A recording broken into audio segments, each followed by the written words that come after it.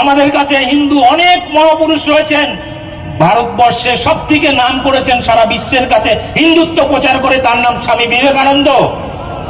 আমরা তার কাছ থেকে শিখবো, সেই বাঙালি মনীষীর কাছ থেকে হিন্দুত্ব শিখবো। আমরা বিজেপির কাছ থেকে ওই রামনবমীর সময়, হনুমান জয়ন্তীর সময় ডিজে বাজিয়ে মসজিদের সামনে নাচ করা, ওই হিন্দুত্ব শিখবো না।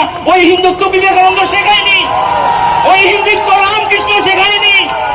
ভারতবর্ষের কোন ধর্মগুরু ওরকম হিন্দুত্ব শেখায়নি যে মুসলিমদের মসজিদের সামনে গিয়ে ডিজে বাজিয়ে লুঙ্গি ডান্স করতে হবে।